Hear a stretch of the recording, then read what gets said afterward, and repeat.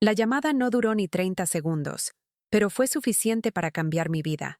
A las 5 de la tarde del 12 de marzo de 2022, estaba en la cocina preparando arroz cuando escuché el golpe en la puerta. 3 veces, firmes, calculadas. Pensé que era Lucía, mi vecina, porque siempre venía a pedirme azúcar o café. Pero cuando abrí, no era ella. 2 hombres con chalecos negros, insignias relucientes y esa mirada que no necesita explicación. Immigration and Customs Enforcement. ¿Es usted Mariana Torres? No respondí. Sentí que el mundo se apagaba en un zumbido. Necesitamos hablar con usted. Su tono era neutro, como si dijeran, buenas tardes. Detrás de ellos, la calle parecía normal. Niños en bicicleta, el sonido de un camión a lo lejos, el olor a pan del supermercado. Todo seguía igual, excepto mi respiración. Asentí sin entender nada. ¿Podemos pasar? El aire se volvió espeso. Los dejé entrar. Uno comenzó a revisar la sala. El otro se quedó conmigo, mirándome con esa distancia profesional que uno aprende a temer. Hemos recibido una denuncia anónima sobre documentos falsos, dijo. Mi cuerpo entero se tensó. No tenía papeles, pero tampoco tenía miedo hasta ese momento. Debe acompañarnos. Tomé mi chaqueta, pero mis manos temblaban. No sabía qué decir, ni a quién llamar. Pensé en mis hijos, en el turno de limpieza que empezaba en una hora, en los 20 años que llevaba construyendo una vida aquí. 20 años que ahora se reducían a un papel y una denuncia. ¿Puedo hacer una llamada? Pregunté. Uno de ellos asintió. Marqué el número sin pensarlo. Elena. Mi mejor amiga. Mi hermana del alma. Aquella con quien compartí casa, trabajo y hasta lágrimas. Contestó al segundo tono. ¿Elena? Vinieron por mí. No sé qué pasa. Su silencio me heló. Lo sé, Mariana, dijo al fin. Lo siento, pero tenía que hacerlo. No entendí. ¿Qué hiciste? Su voz temblaba. Llamé. No podía seguir mintiendo. Sentí como si alguien me hubiera vaciado el aire de los pulmones. ¿Llamaste a inmigración? No respondió. Colgué sin pensar. El teléfono se me cayó al suelo, y los agentes me miraron con esa mezcla de lástima y rutina. Tenemos que irnos, señora. El pasillo se volvió más largo, el mundo más pequeño. Afuera, los niños seguían jugando, sin saber que una vida estaba siendo arrancada de raíz a unos metros. En el asiento trasero de la patrulla, la ciudad pasaba borrosa. El reflejo de mi rostro en la ventana me mostraba una versión de mí que no reconocía. Cansada, traicionada, vacía. No podía dejar de pensar en Elena. ¿Por qué? Compartimos todo. Trabajamos juntas en el restaurante, celebramos cumpleaños, lloramos la muerte de mi padre. Me ayudó a criar a mis hijos cuando recién llegué, sin hablar inglés, sin entender las costumbres, sin tener a nadie. Fue ella quien me enseñó a llenar mis primeros formularios, quien me acompañó al hospital cuando nació Sofía. Y ahora, ella había marcado el número. La mente busca razones cuando el alma no puede aceptarlas. Intenté recordar algo, una pelea, un malentendido, algo que justificara lo imposible, pero no había nada. La última vez que la vi, hacía apenas 2 días, estábamos riendo en su cocina, tomando café y hablando de nuestros hijos. Me había dicho que todo estaba bien, que me admiraba por mi fuerza. Incluso me pidió que le ayudara a limpiar su jardín el fin de semana. Esa era Elena, amable, generosa, constante. O eso creí durante 22 años. La patrulla se detuvo frente a un edificio gris. El aire olía a metal y desinfectante. «Baje, por favor», dijo uno de los agentes. Las puertas se cerraron detrás de mí con un clic que sonó como una sentencia. Adentro me hicieron preguntas que no necesitaban respuesta. Nombre, país, año de llegada. 2000, dije con voz quebrada. ¿Ha tenido contacto reciente con alguien que pueda haberla denunciado? No pude mentir. Sí, susurré. Mi mejor amiga. Esa noche, en la celda iluminada por luces que nunca se apagan, me quedé despierta mirando el techo. El frío del suelo se metía por los huesos, pero lo que realmente dolía era el silencio. En la pared, alguien había escrito con lápiz. Aquí uno aprende quién realmente te ama. Cerré los ojos y lloré por primera vez en años. No por miedo, sino por la traición. Porque si el enemigo viene de fuera, te defiendes. Pero si viene del corazón, no hay dónde esconderse. En la celda, el tiempo se volvió líquido. No había día ni noche, solo el sonido constante del aire acondicionado y los pasos de los guardias que parecían medir la eternidad. Me dieron una manta delgada y una bandeja con arroz sin sabor. No comí. No podía. Cada vez que cerraba los ojos, veía su rostro. Elena. 22 años de amistad reducidos a una frase. Tenía que hacerlo. No entendía qué significaba eso. ¿Qué debía? ¿A quién? ¿Por qué ahora, después de todo lo vivido? Conocí a Elena en 2001, apenas un año después de llegar a Estados Unidos. Trabajábamos juntas limpiando oficinas en Houston. Ella era salvadoreña, 3 años mayor que yo, con una risa contagiosa y una energía que parecía infinita. Me enseñó a usar la máquina de pulir pisos, a entender las palabras básicas en inglés y a no mirar hacia atrás cuando los jefes gritaban. Compartíamos turnos largos, comida en cajas plásticas y sueños pequeños. Tener un coche, enviar dinero a casa, vivir sin miedo. En esos primeros años, era más que una amiga. Era una hermana en un país que no perdonaba errores. En 2003, cuando quedé embarazada de Sofía, fue Elena quien me llevó al hospital. Ella firmó como mi contacto de emergencia. Estuvo conmigo durante el parto. Me sostuvo la mano cuando el médico habló en inglés y yo no entendí nada. Fue la primera en cargar a mi hija, la primera en comprarle ropa. En 2007, cuando me quedé sin casa por un incendio en el complejo donde vivía, ella me abrió su puerta sin pensarlo. Mi casa es tu casa, me dijo. Dormimos las 3 en la misma cama durante semanas, riendo de lo absurdo, de lo poco y de lo mucho que teníamos. Los años pasaron. Trabajamos en restaurantes, fábricas, limpiezas. En 2012 abrimos juntas un pequeño servicio de limpieza. Nos dividíamos las casas, los clientes, las ganancias. No era mucho, pero era nuestro. Ella era mi socia, mi confidente, mi apoyo. Y sin embargo, ahora entendía que también fue quien guardó mis secretos más peligrosos. Mi falta de papeles, mis movimientos, mis miedos. Nadie más sabía tanto sobre mí como ella. Si alguien podía destruirme, era ella. Y lo hizo. Durante los primeros días en detención, reviví cada conversación buscando señales. Hubo momentos extraños que antes no supe leer. En enero, noté que Elena estaba más distante. Hablaba poco, evitaba mirarme a los ojos. Me decía que estaba cansada, que tenía problemas en casa. Una vez, cuando le conté que había recibido una carta de migración sobre la renovación de mi número ITIN, me miró con una inquietud que ahora entiendo. Me preguntó si todo estaba en regla, algo que nunca había hecho antes. Claro, le respondí entonces, sin sospechar nada. La traición no llega de golpe. Llega en pequeños silencios, en frases inocentes, en miradas que duran un segundo más de lo normal. Pero uno no las ve, porque no quiere. Confiar es una costumbre difícil de romper. El tercer día en el centro, pedí permiso para hacer una llamada. No sabía a quién marcar. Mis hijos estaban con una tía en Dallas. No quería preocuparlos. Así que marqué a Elena.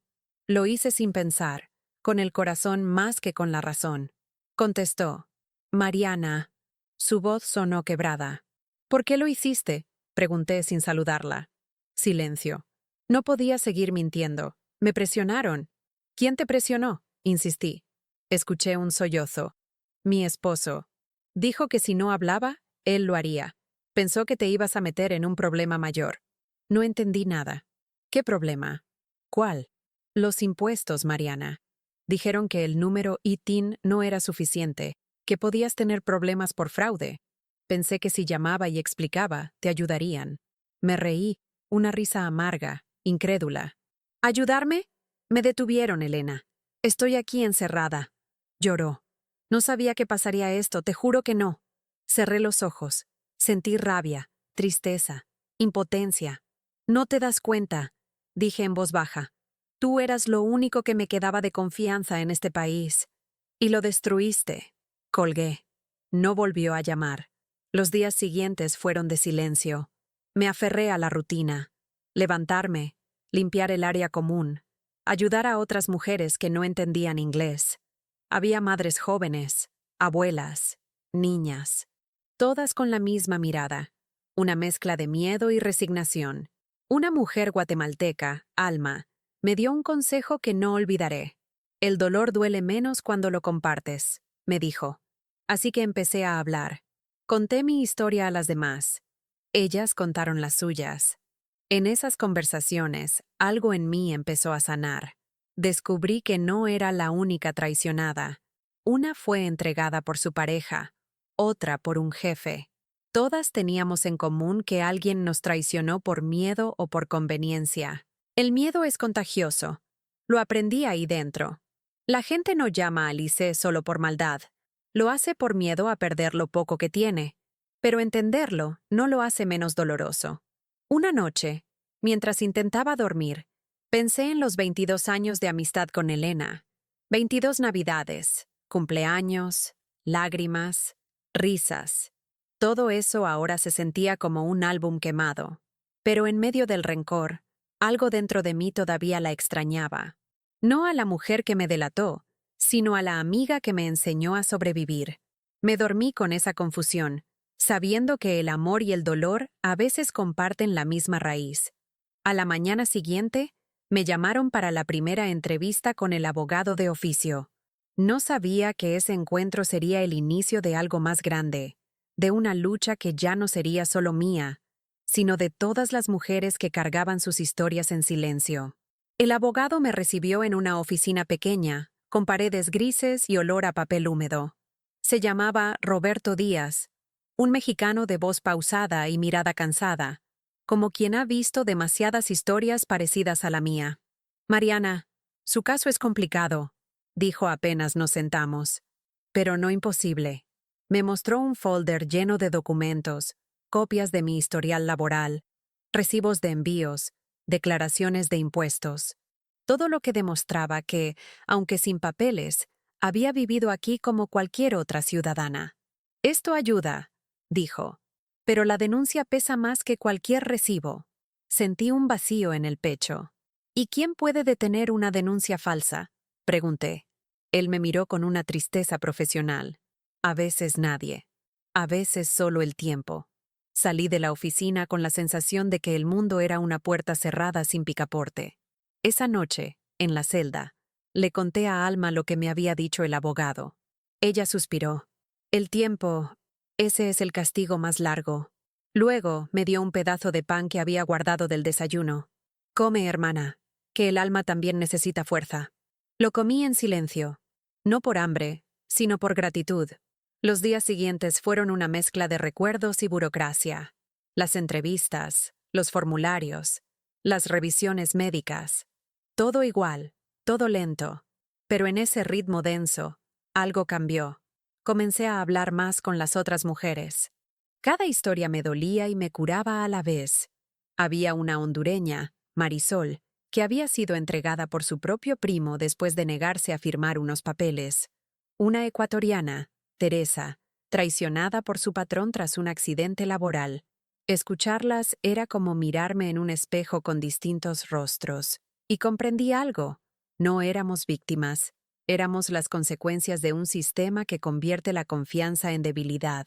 Una tarde, nos permitieron hacer llamadas. Dudé en marcar, pero finalmente lo hice. Llamé a Elena.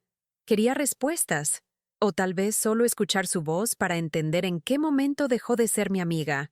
Contestó rápido, como si hubiera estado esperando. Mariana, gracias a Dios que llamas. Estuve rezando por ti. Su voz era suave, casi maternal, y eso me hizo arder de rabia. ¿Rezar? ¿Después de lo que hiciste? Ella respiró hondo. No lo entiendes. Pensé que si decía la verdad te ayudarían. Había una gente que me dijo que podían arreglar tu situación, que necesitaban confirmar tu nombre. Cerré los ojos. ¿Y le creíste? Silencio. Sí, fui una tonta. Su voz se quebró. Mi esposo me amenazó con llamar él mismo. Dijo que si no lo hacía, él me dejaría. No quería perder todo. Me reí con amargura. Entonces preferiste perderme a mí. Lloró. No sabía que te detendrían, lo juro. Colgué. No podía escuchar más. Esa noche, en la oscuridad de la celda, entendí algo que me dolió más que la traición. Ella también había tenido miedo. Y aunque no justificaba nada, parte de mí comenzó a perdonarla. No por bondad, sino por cansancio. Guardar rencor era seguir presa, incluso si algún día salía de ahí. Los días siguientes se llenaron de pequeños gestos que me devolvían humanidad. Marisol me enseñó a trenzar el cabello para pasar el tiempo. Teresa hacía rosarios con hilos de las mantas.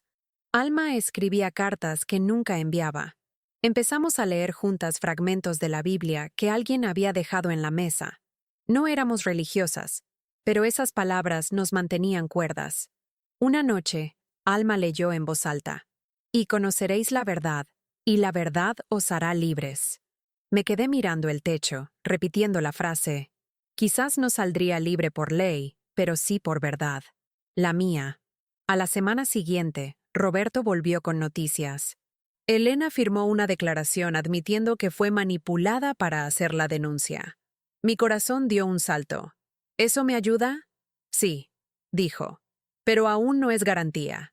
Hay que demostrar que actuó bajo coacción y que tú no cometiste ningún delito. Sentí una mezcla de esperanza y miedo. Entonces aún puedo salir, dije, casi en un susurro. Él asintió. Sí, pero tenemos que hacerlo bien.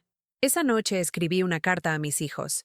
No les conté todo, solo lo suficiente para que supieran que estaba viva. Les pedí que siguieran estudiando, que no tuvieran vergüenza de mí. No soy culpable de nada, escribí. Solo confié demasiado. La guardé con el número de caso y el nombre del abogado, por si algo salía mal. Pasaron las semanas. En el centro comenzaron a llegar rumores de redadas, de deportaciones aceleradas. Cada vez que decían un nombre, el corazón se me detenía, pero el mío no aparecía. Empecé a pensar que tal vez el destino me estaba dando una oportunidad para redimir no solo mi historia, sino la de muchas otras. Una noche, mientras todas dormían, me senté en el suelo y miré mis manos. Estaban agrietadas, pero fuertes. Pensé en Elena y en todo lo que habíamos compartido, en cómo el miedo había destruido algo que parecía indestructible, pero también pensé que, si alguna vez salía de ahí, usaría esa historia no para odiar, sino para contar, para mostrar que las traiciones también pueden convertirse en semillas de lucha. Y así, entre el frío y el ruido de las puertas metálicas, entendí que el amor y la confianza no se pierden, solo cambian de forma, y que la próxima vez que alguien me dijera «hermana», le creería, pero con los ojos abiertos. El día de la audiencia llegó con un aire denso, casi inmóvil. Las luces del pasillo del centro de detención parpadeaban, y el eco de los pasos de los guardias sonaba como una cuenta regresiva. Me dieron una camisa beige y unos zapatos de goma. No había espejo, pero imaginé mi cara, los ojos hundidos, el cabello sin brillo, la piel marcada por noches sin sueño. Cuando me llevaron a la camioneta, el sol de la mañana me golpeó los ojos. No lo veía desde hacía semanas. Ese simple gesto de luz me hizo llorar. No por tristeza, sino porque me recordó que todavía existía algo fuera de esas paredes. El trayecto fue silencioso. En el asiento de al lado, una mujer joven temblaba. Le dije que respirara despacio. Me miró con los ojos rojos. «Tengo miedo». Le sonreí con suavidad. «Todas lo tenemos». Me aferré a esa frase como si fuera una oración. Al llegar al tribunal, el aire cambió. Todo era blanco, limpio, frío. En la sala, el juez parecía una figura distante, alguien acostumbrado a decidir sobre destinos ajenos. A su lado estaba el traductor, un hombre de cabello gris que me saludó con un leve gesto. Mi abogado, Roberto, me esperaba con una carpeta. Me susurró: «Recuerda hablar con calma. No te defiendas, solo cuenta la verdad». Asentí. Cuando el juez dijo mi nombre, sentí el corazón en la garganta. «Señora Torres», comenzó, «su caso está aquí por una denuncia directa de una persona cercana. ¿Desea confirmar la relación con la denunciante?» Tragué saliva. Sí, su señoría. Era mi mejor amiga. El juez levantó la mirada. Era, repitió, enfatizando la palabra. Asentí. ¿Qué tiene que decir sobre la acusación de haber presentado documentos falsos? Mi voz tembló, pero no me detuve. No soy una criminal. He trabajado aquí por más de 20 años. Pago impuestos con mi número ITIN. Tengo hijos nacidos en este país. Nunca he mentido. Solo he sobrevivido. El traductor repitió mis palabras, y por un instante, la sala entera pareció contener la respiración. El juez pidió la declaración de Elena. No estaba presente, pero su testimonio fue leído en voz alta. Cada palabra era un golpe. Fui presionada para denunciar. Me hicieron creer que ayudaría a regularizar su situación. Nunca quise hacer daño. Cuando el traductor repitió esa frase, cerré los ojos. No por alivio, sino porque por fin la verdad salía del lugar donde tanto dolía. El abogado del gobierno habló después. Su tono era mecánico, sin emoción. Aún reconociendo la intención de la denunciante, la señora Torres sigue careciendo de estatus legal. La ley no contempla excepciones por traición o error. El juez asintió. La ley es clara, pero la justicia tiene matices, dijo con voz grave. Esas palabras encendieron algo en mí. Por primera vez, sentí que me estaban escuchando. Roberto se puso de pie. Su señoría, la señora Torres representa a miles de inmigrantes que han vivido aquí toda su vida, que trabajan, que pagan impuestos, que crían hijos ciudadanos. No pedimos privilegios, pedimos humanidad. Ella fue víctima de un engaño, no de su propio crimen. El juez guardó silencio. Pasaron segundos que parecieron horas. Luego habló. El tribunal solicitará una revisión humanitaria. No prometo nada, pero merece una segunda mirada. Me llevaron de vuelta al vehículo. No sabía si eso era una victoria o solo una pausa. En el camino, el sol se ocultaba tras las nubes. Vi mi reflejo en la ventana y recordé la primera vez que llegué a este país, en un autobús viejo, con una maleta y una esperanza ridícula de que todo saldría bien. Recordé los primeros trabajos, las noches limpiando oficinas, las risas con Elena, los cumpleaños improvisados con velas baratas. Todo eso seguía dentro de mí, aunque me lo hubieran querido arrancar. Esa noche, en la celda, las mujeres me rodearon. Querían saber cómo había ido. El juez escuchó. Dije, eso ya es algo. Alma sonrió. Cuando un juez escucha, el cielo se abre un poquito. Me reí. No sabía si creía en el cielo, pero sí creía en los pequeños milagros que pasan cuando alguien decide no rendirse.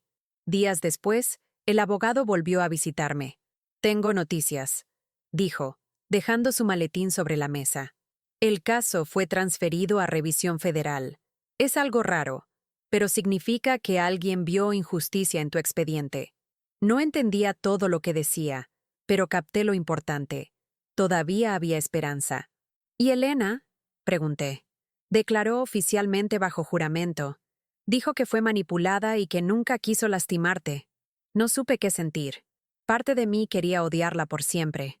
Otra parte quería abrazarla y preguntarle si dormía tranquila. ¿Eso puede ayudarme? Mucho, respondió. La verdad siempre ayuda, aunque llegue tarde.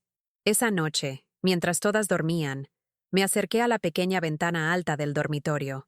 El cielo estaba despejado, y una luna enorme iluminaba el patio. Me apoyé en la pared fría y susurré, «Gracias». No sabía a quién se lo decía.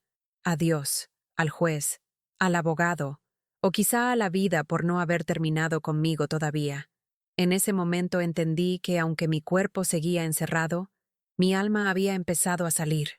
Había una fuerza nueva dentro de mí, nacida del dolor, del cansancio y del perdón. Ya no era la misma mujer que temía perderlo todo. Era alguien que había perdido y aún así seguía de pie. Y ahí, en medio del silencio metálico de la prisión, juré que si algún día volvía a caminar libre, contaría esta historia, no por venganza, sino para que nadie más creyera que la traición puede destruirlo todo.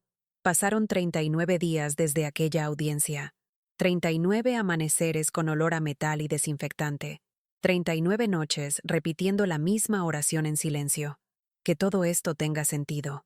A esas alturas, Había aprendido a medir el tiempo por los cambios de luz en la ventana, por el ruido de las llaves al amanecer, por el sonido de las bandejas al caer.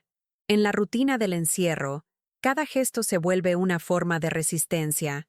Pero ese día, cuando el guardia pronunció mi nombre con un tono diferente, supe que algo estaba por cambiar. Torres, el abogado quiere verla. Caminé por el pasillo con las manos frías. Roberto me esperaba en la misma sala gris, pero esta vez sonreía. Mariana, dijo, tengo buenas noticias. Me senté despacio. No quería ilusionarme. El juez aprobó una salida temporal mientras se revisa la apelación. Estás libre, bajo supervisión.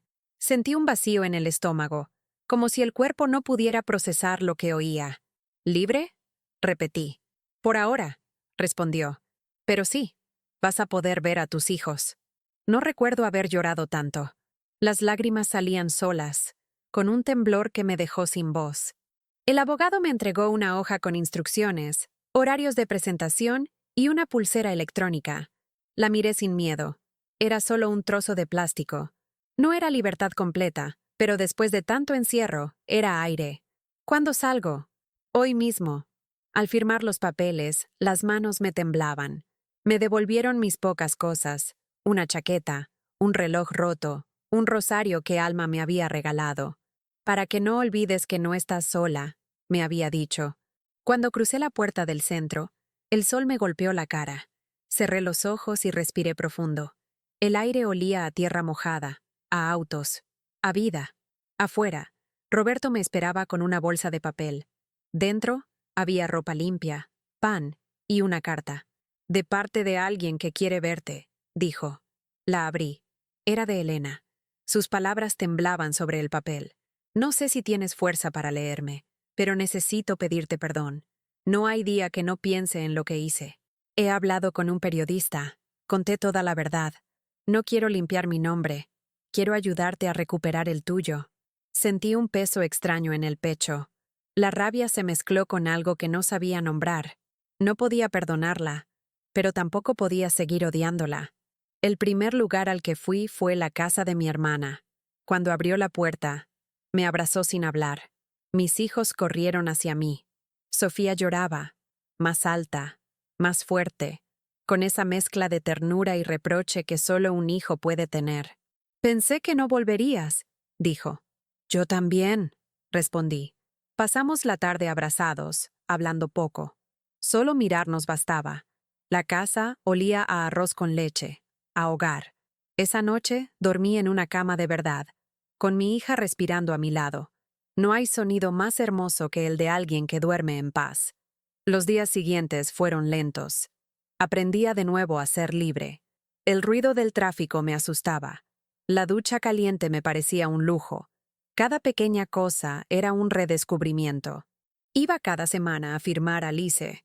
Cumplía con todas las reglas. En la iglesia, la hermana Clara me abrazó tan fuerte que casi me rompe. Dios no te abandonó, hija, dijo. Yo sonreí. Tardó, pero llegó. Un día, Roberto me llamó. El artículo salió. Era una nota extensa publicada por un medio local, con mi historia completa. La traición, la detención, la denuncia falsa, el proceso judicial. No decía mi dirección ni los nombres de mis hijos, pero sí mi verdad. Mariana Torres, trabajadora inmigrante, fue víctima de una denuncia infundada y un error institucional que casi destruye su vida. La leí en silencio, temblando. El periodista había incluido las palabras de Elena. Creí que hacía lo correcto. Solo ahora entiendo que el miedo me convirtió en lo que más odiaba. El texto se volvió viral en la comunidad. Gente que no conocía empezó a escribirme, a ofrecer ayuda, trabajo, apoyo. Algunos me contaban sus propias historias de traición. Otros solo me decían que mi fuerza les daba esperanza. Nunca imaginé que el dolor pudiera convertirse en algo tan poderoso. Semanas después, Elena pidió verme. Dudé, pero acepté. Nos encontramos en un parque al norte de la ciudad. Ella llegó con la cabeza baja, los ojos hinchados. Se quedó quieta unos segundos antes de hablar. No hay palabras, dijo. Lo sé, respondí. Entonces déjame solo escucharte. Contó todo. El esposo la había amenazado. Los agentes la habían engañado, prometiéndole que si cooperaba no habría consecuencias para nadie. Lloraba mientras hablaba, pero sus lágrimas ya no me daban pena. Solo verdad. ¿Cómo vives contigo misma? Le pregunté. Orando, respondió, y ayudando en todo lo que puedo. Hablo en las iglesias, en las escuelas, cuento lo que hice para que nadie más repita mi error. La miré largo rato. Eso está bien, dije. Pero el perdón no se pide, se demuestra. Se acercó temerosa. ¿Y tú? ¿Podrás perdonarme algún día? Respiré profundo. No hoy, pero ya no te odio. Y eso es el comienzo. Nos despedimos sin abrazos. No los necesitábamos. El silencio entre las dos dijo más que cualquier disculpa. Caminé de regreso a casa con el corazón pesado, pero limpio. Sentí que había cerrado un ciclo, aunque las heridas siguieran frescas. Esa noche, mientras el viento golpeaba la ventana, escribí en mi cuaderno: la libertad no es salir, es entender por qué fuiste encerrada. Y por primera vez, supe que mi historia no me definía. La había sobrevivido. Los primeros meses de libertad fueron una mezcla de silencio y reconstrucción. El cuerpo estaba fuera, pero la mente seguía encerrada. Despertaba cada madrugada con el mismo sobresalto, buscando las paredes de la celda, esperando escuchar las llaves o los pasos de los guardias. El miedo tarda en irse, se aferra como el olor del metal en la piel, pero había algo más fuerte dentro de mí, una necesidad profunda de transformar todo ese dolor en algo útil, en algo que tuviera sentido. La comunidad latina me abrazó como si me hubiera ganado una guerra. En la iglesia me pedían que contara mi historia. En los centros comunitarios, las mujeres se me acercaban llorando, diciendo: a mí también me traicionaron. En cada testimonio encontraba un reflejo distinto del mío. Algunos fueron entregados por patrones, otros por familiares, otros por simples vecinos. Entendí entonces que mi caso no era una excepción. Era la voz de muchos que no pueden hablar por miedo. Comencé a trabajar como voluntaria en una organización que apoyaba a familias detenidas. No me pagaban, pero no lo necesitaba. Me bastaba con acompañar a mujeres recién liberadas, enseñarles cómo llenar papeles, explicarles lo que a mí nadie me explicó. Muchas no sabían ni leer. Las veía con la misma mirada perdida que yo tenía la primera semana en detención, y sentía una obligación casi sagrada de no dejarlas caer. Si yo salí, les decía, ustedes también pueden. A veces regresaba al tribunal, no como acusada, sino como acompañante. Me costaba entrar. Cada paso por esos pasillos blancos era un recordatorio de la fragilidad de todo. Pero también era una forma de sanar. Mirar a otros enfrentando lo que yo enfrenté me recordaba que el miedo compartido pesa menos. En uno de esos días conocí a Rosaura, una mujer de Michoacán detenida por una denuncia anónima muy parecida a la mía. Cuando la vi temblar frente al juez, sentí una punzada en el pecho. Le tomé la mano y susurré: respira. La verdad también tiene su turno. Me sonrió entre lágrimas. Elena seguía escribiéndome de vez en cuando. Cartas largas, llenas de culpa y promesas. Nunca respondí, pero las leía todas, no por curiosidad, sino por respeto al pasado. A veces, entre líneas, veía a la mujer que conocí, la amiga que me ayudó a cruzar los peores años, y aunque no la perdoné completamente, ya no dolía leer su nombre. Era como una vieja cicatriz, visible, pero sin sangre. Una tarde, mientras ayudaba a una familia recién llegada a llenar sus documentos, el hijo menor me preguntó: ¿usted trabaja aquí? Me reí. No, hijo, sobrevivo aquí. Y me di cuenta de que era cierto. Sobrevivir también era una forma de trabajar, de existir. En esa noche, escribí en mi cuaderno una frase que se convirtió en mi guía. Si mi historia sirve para que alguien más no caiga, entonces valió la pena. Poco a poco, la vida volvió a tener ritmo. Mis hijos crecían, retomaban la escuela. Sofía empezó a hablarme más de sus miedos, de cómo había vivido aquellos meses pensando que me deportarían. Una noche, mientras cenábamos, me tomó la mano y dijo: «Mamá, No sé cómo sigues creyendo en la gente después de lo que te hicieron. Le respondí sin pensarlo. Porque si dejo de creer, ellos ganan. Ella sonrió, y supe que esas palabras se quedarían en ella, igual que las de mi madre se quedaron en mí. En septiembre, la organización donde trabajaba me propuso dar una charla abierta en la universidad local. Al principio, quise negarme. ¿Qué podía decir yo? Pero Isabel, la abogada que me había ayudado después, insistió. La gente necesita escuchar lo que viviste, no por morbo, sino por humanidad. Accedí. Esa noche, frente a más de 100 personas, conté mi historia sin papeles, sin guión, sin miedo. Cuando terminé, el silencio fue total. Luego, alguien empezó a aplaudir, y los demás lo siguieron. Una mujer mayor se acercó con lágrimas en los ojos. Yo también fui traicionada, me dijo, pero nunca tuve el valor de contarlo. Salí del auditorio con el corazón liviano. El dolor seguía ahí, pero ya no gobernaba mi vida. Lo que antes fue vergüenza, ahora era fuerza. Lo que antes fue traición, ahora era testimonio. Caminé bajo el aire fresco de la noche de Austin y pensé que tal vez no era casualidad seguir aquí. Tal vez Dios no me salvó para olvidar, sino para recordar. Esa misma semana recibí una carta del tribunal. El sobre blanco me hizo temblar. La abrí con manos temblorosas. Era la resolución final. Suspensión definitiva del proceso de deportación. Mi caso quedaba cerrado. Leí 3 veces la misma línea para creerlo. Lloré, pero esta vez no de miedo, sino de alivio. Por fin, después de tantos años, podía respirar sin que el aire pesara. Esa noche no recé. Solo miré el cielo y dije, gracias. Y en ese silencio entendí que no necesitaba justicia perfecta, solo paz. Porque hay heridas que nunca cierran del todo, pero dejan entrar la luz. Después de recibir la carta de suspensión, la vida comenzó a moverse con una suavidad que me asustaba. Había pasado tanto tiempo esperando lo peor que la calma me parecía un espejismo. Despertaba cada mañana con la luz filtrándose por la cortina, y por costumbre, mi primer pensamiento era de alerta. Pero luego recordaba, ya no estoy presa, ya no me buscan, ya no soy un número de expediente.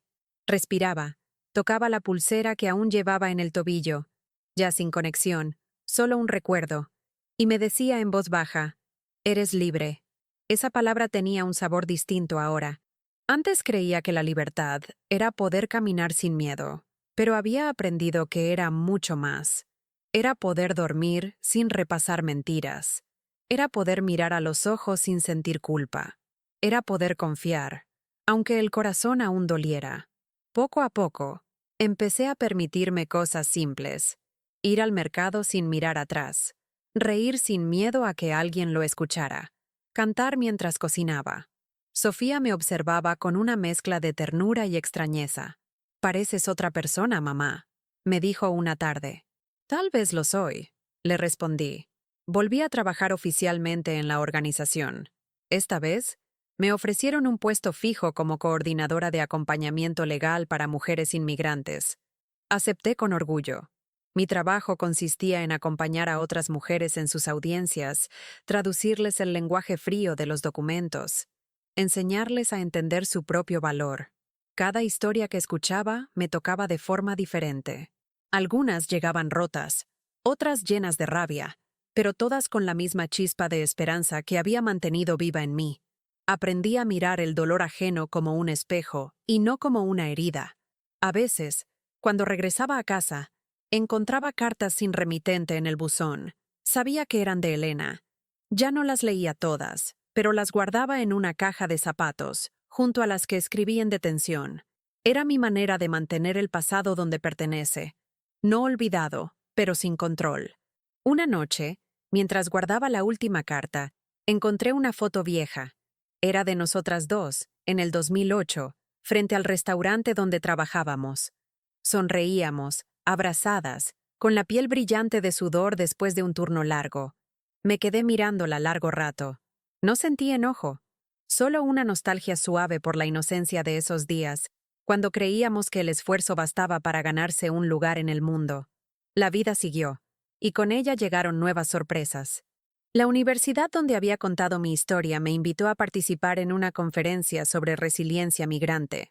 Acepté sin pensarlo. Esa vez, no sentí miedo. Había descubierto que hablar cura, que ponerle voz al dolor lo vuelve útil. En el evento, mientras hablaba frente a estudiantes y profesores, noté que muchos tomaban notas. Al terminar, una joven me abrazó y dijo: «Mi mamá fue deportada cuando yo tenía 8 años. Ojalá alguien la hubiera escuchado como a ti». Lloramos juntas. Sentí que, de algún modo, estaba cerrando el círculo. Una semana después, recibí una llamada inesperada. Era un productor de radio local. Había escuchado mi testimonio y quería invitarme a contar mi historia en su programa. Dudé, pero acepté. Cuando la entrevista salió al aire, las llamadas no se hicieron esperar. Personas de todo el país me escribían. Algunos agradecían, otros pedían consejos. Una mujer me dijo: «Su voz me hizo sentir menos sola». Ahí entonces comprendí que la voz que una vez fue silenciada, ahora servía para dar fuerza a otros. Con el tiempo, empecé a escribir. No por ambición, sino por necesidad. Llenaba páginas y páginas con recuerdos, frases, sensaciones. A veces me despertaba de madrugada y escribía sobre el frío de la celda, sobre el sonido de las llaves, sobre el rostro de Alma rezando en la oscuridad. Otras veces escribía sobre el primer día libre, sobre el olor del pan caliente en la calle, sobre las risas de mis hijos. La escritura se volvió mi manera de entenderme. Cada palabra era un pedazo de mi alma volviendo a su sitio. Un día, Roberto, mi abogado y ya amigo, me visitó en la oficina. «Deberías publicar eso», me dijo. «Tu historia puede cambiar mentes». Me reí. «No sé escribir para libros». «No necesitas escribir bien», respondió. «Solo necesitas decir la verdad». Me quedé pensando. Tal vez tenía razón. Tal vez había llegado el momento de dejar que otros vieran lo que había detrás de cada titular, detrás de cada cifra fría sobre inmigración. Detrás de cada historia hay un corazón, una madre, una amiga, una traición. Mientras caminaba de regreso a casa, el viento me despeinó y sentí algo que hacía años no sentía: ligereza. No la ligereza de quien olvida, sino de quien acepta. Miré al cielo y vi cómo el sol se escondía detrás de los edificios, tiñendo todo de naranja. Pensé en lo que mi madre siempre decía: «Dios tarda, pero no olvida». Y entendí que tenía razón. No había justicia completa, pero sí redención. No había olvido, pero sí perdón. Esa noche, mientras Sofía dormía, me quedé mirando sus manos, tan parecidas a las mías, y prometí que nunca volvería a callar. Porque si algo había aprendido, era que el silencio es el idioma de los cobardes, y la verdad, aunque duela, siempre libera. El teléfono sonó un lunes por la mañana, justo cuando estaba preparando café. Reconocí el número de inmediato. Elise. El sonido me congeló. Hacía meses que no llamaban. Contesté con las manos húmedas. «¿Señora Torres?» La voz era firme, burocrática, sin emoción. «Sí, soy yo. Su caso ha sido reabierto para revisión administrativa. Necesitamos que se presente el próximo jueves a las 9». Me quedé muda. «¿Reabierto? ¿Por qué? Ya fue cerrado». «Es una revisión de rutina», respondió, y colgó sin más. El café siguió burbujeando, pero ya no podía moverme. Sentí que el suelo desaparecía bajo mis pies. Todo lo que había reconstruido, mi paz, mi trabajo, mi equilibrio, se tambaleaba con una sola llamada. Sofía salió del cuarto, todavía con sueño. «¿Qué pasa, mamá?» Le forcé una sonrisa. «Nada, hija. Solo trabajo». Mentí. No podía decirle que el miedo había vuelto, que el pasado nunca se va del todo, que a veces solo espera a que bajes la guardia. Esa noche no dormí. Me senté en la mesa del comedor con los papeles del caso, las cartas, los recortes del periódico, todo lo que demostraba que ya había sido declarada libre. Pero el ICE no entiende de finales. Para ellos, todo puede ser revisado, cuestionado, anulado. Pensé en llamar a Roberto, pero era tarde. En lugar de eso, abrí mi cuaderno y escribí una frase que salió de lo más hondo. «No hay cadenas más crueles que las que uno vuelve a ponerse por miedo». Al día siguiente fui a la organización. Cuando le conté a Isabel, su rostro se endureció. No pueden hacerte eso, dijo. Pero pueden intentarlo. Me senté frente a ella. No sé si tengo fuerzas para pelear otra vez. Isabel tomó mis manos. No es la misma pelea, Mariana. Antes luchabas por sobrevivir. Ahora luchas porque sabes que mereces estar aquí. Sus palabras me devolvieron un poco de aire. Roberto me llamó más tarde. Lo supe. Tranquila, lo vamos a manejar. No es común, pero a veces abren casos por revisión de procedimiento. Mientras estés cumpliendo todo, no hay peligro inmediato. ¿Y si quieren deportarme otra vez? Pregunté. Entonces haremos ruido, dijo sin dudar. Ahora no estás sola. Pasé los días siguientes preparando documentos, organizando carpetas, revisando fechas. Pero el miedo era como un visitante silencioso que dormía conmigo. Me despertaba con el corazón acelerado, esperando escuchar golpes en la puerta. Era como volver atrás, solo que ahora sabía demasiado. Pero también sabía que el miedo no podía volver a gobernarme. El jueves llegó. Afuera llovía, y cada gota parecía marcar un compás en mi pecho. Caminé hasta la oficina de Lice con las piernas temblando. El guardia de la entrada me miró y dijo, «Primera vez que alguien entra con esa calma». Le sonreí. No es calma, es cansancio. Adentro, me recibió un oficial joven, nuevo. «Señora Torres, solo necesitamos confirmar su dirección y su estado laboral». Me pidió los documentos y los revisó sin levantar la vista. «¿Sigue trabajando en la organización?» «Sí». «Perfecto». Luego miró la pantalla y frunció el ceño. «Veo que su caso fue mediático». Asentí. «¿Lo fue?» «Sí». Sonrió apenas. «He leído sobre usted. Fue injusto lo que le pasó». Por un momento, no supe qué decir. «Gracias», murmuré. «Solo hago mi parte». «Ojalá más personas hablaran», agregó. «La gente necesita entender que detrás de cada número hay un rostro». Me devolvió los documentos. «Todo está en orden. La revisión era solo por procedimiento. Está libre de nuevo». Salí a la calle con el corazón golpeando como tambor. La lluvia había parado y el sol asomaba entre las nubes. Caminé sin rumbo, empapada de alivio. En una esquina, un niño vendía flores. Le compré una. «¿Para quién es?», preguntó. «Para mí», le dije. Y sonreí. De camino a casa, pensé en lo frágil que es la estabilidad cuando tu vida depende de un sello o una firma. Pero también pensé en la fuerza que uno descubre cuando ya no teme perderlo todo. Llamé a Isabel y a Roberto para agradecerles. «¿Ves?», dijo ella. «No era una amenaza, era una prueba. Y la pasaste». Esa noche, Sofía y yo cocinamos juntas. Entre risas, le conté parte de la verdad. Pensé que podían deportarme otra vez. Le dije. Ella se detuvo, seria. «¿Y qué habrías hecho?» «Lo mismo de siempre», respondí. «Luchar». Me abrazó fuerte. «Eres la persona más valiente que conozco». Le acaricié el cabello. «No, hija, solo soy alguien que aprendió a no rendirse». Antes de dormir, encendí una vela frente a la ventana. Miré la llama moverse con el viento y recordé a todas las mujeres que conocí en detención, a las que nunca volvieron, a las que aún esperan. La vela era por ellas, por mí, por Elena, por todas. Y mientras la cera se derretía lentamente, comprendí que la libertad no es algo que se recibe una vez. Es algo que se defiende todos los días, en silencio, con dignidad. La calma volvió poco a poco, pero esta vez con un sabor diferente. Ya no era esa tranquilidad frágil que podía romperse con una llamada.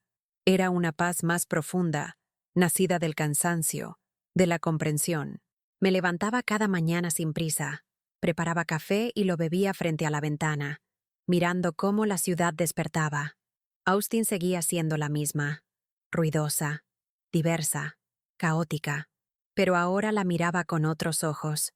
Por primera vez, la sentía mía, no porque me perteneciera, sino porque había aprendido a pertenecerle sin miedo. El trabajo en la organización creció. Me dieron un pequeño equipo de voluntarios, todos inmigrantes con historias parecidas. Una salvadoreña que había cruzado el desierto con sus hijos. Un colombiano que pasó años escondido. una mexicana que perdió a su esposo en la frontera. Juntos formábamos una familia improvisada, un refugio sin paredes. A veces almorzábamos en el estacionamiento, compartiendo arroz, pupusas y risas. Cada bocado era una victoria sobre el dolor. En las noches, empezaron a invitarme a charlas en radios locales y grupos comunitarios. Hablaba sin notas, desde el corazón.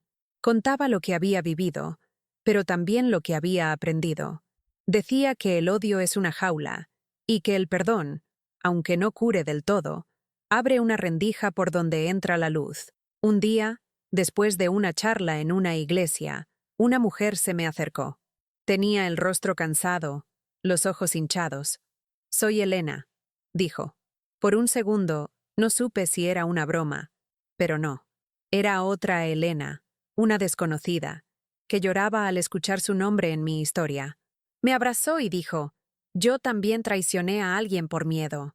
Ese momento me quebró, porque entendí que no era solo mi historia.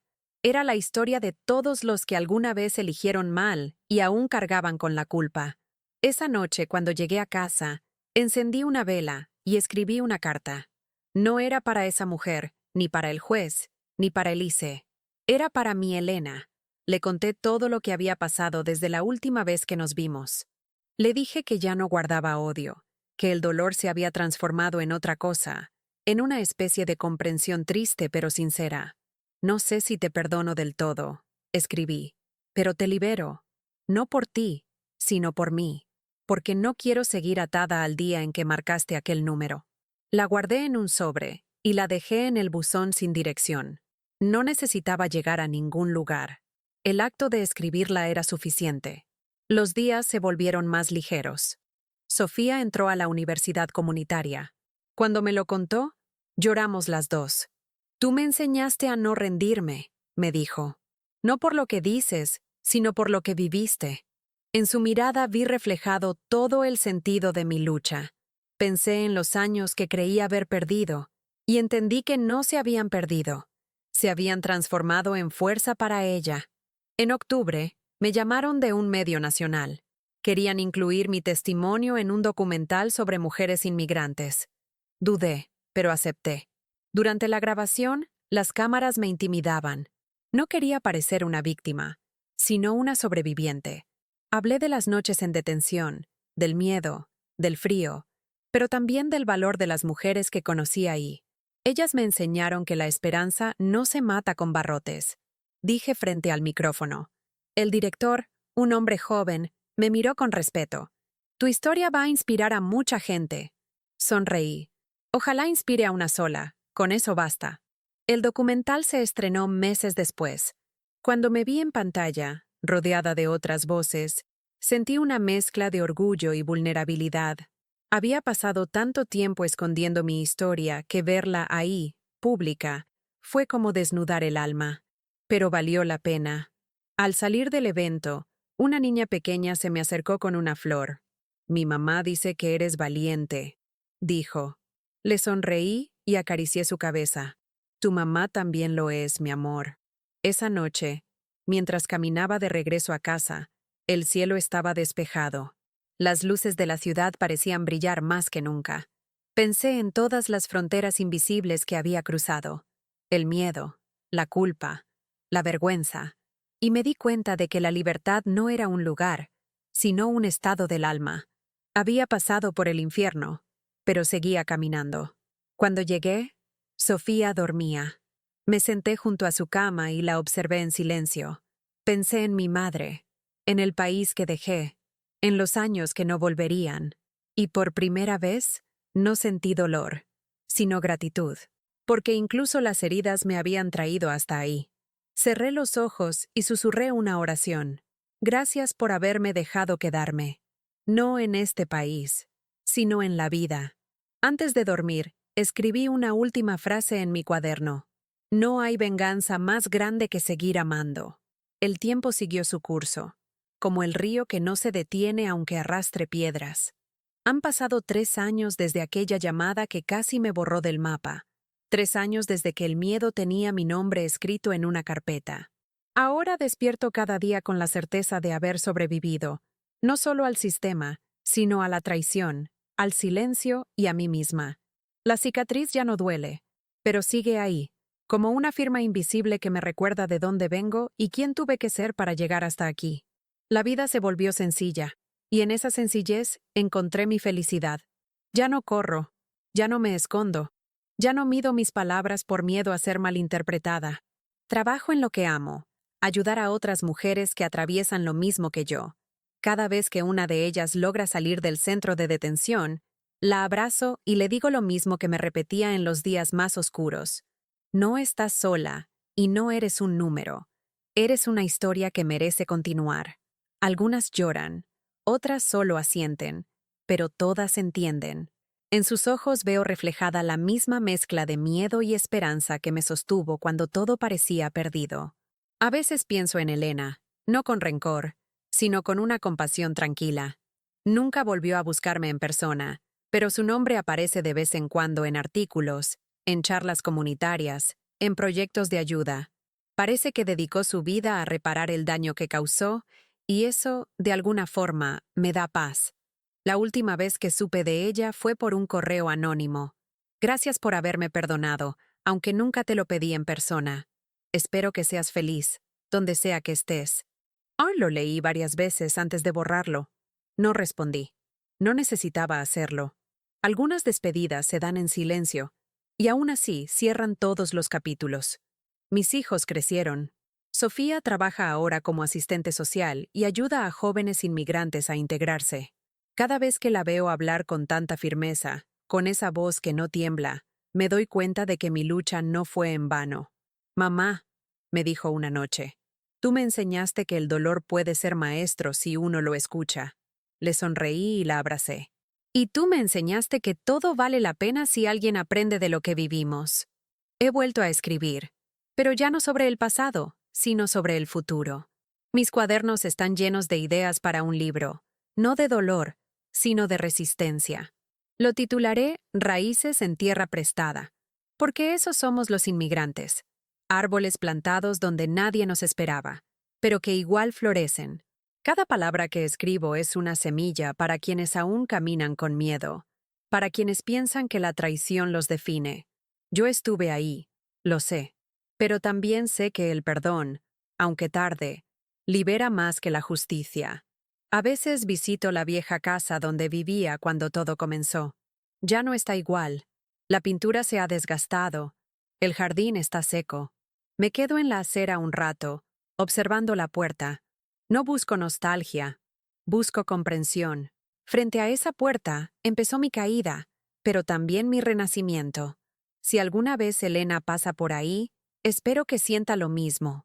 Que a veces el infierno que uno desata se convierte, con el tiempo, en el fuego que purifica. Las noches ahora son tranquilas. No hay ruido de pasos, ni luces que no se apagan, solo el murmullo del viento y el sonido de los grillos. Me gusta sentarme en el porche con una taza de té y mirar las estrellas. No pienso en fronteras, ni en leyes, ni en papeles. Pienso en lo que realmente importa, la dignidad de seguir de pie. La vida me enseñó que hay cosas que pueden quitarte, un trabajo, una casa, hasta la libertad, pero lo único que nadie puede arrebatarte es el alma que decide no rendirse. Cuando cierro los ojos, vuelvo a oír las palabras que el juez me dijo aquel día. Haga que su libertad valga la pena.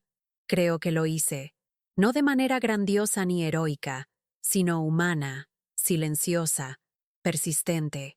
Cada mujer que ayuda a otra a no caer, cada voz que se alza contra el miedo, cada historia que se cuenta sin vergüenza es una forma de justicia.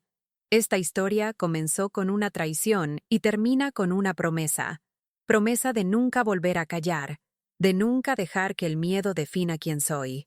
Mi nombre es Mariana Torres, y aunque mi mejor amiga llamó a inmigración después de 22 años de confianza, yo sigo aquí, viva, en paz. Y cada vez que alguien me pregunta cómo logré perdonar, contesto lo mismo, con una sonrisa serena. Porque entendí que el perdón no borra el pasado, solo me libera para escribir el resto de mi historia.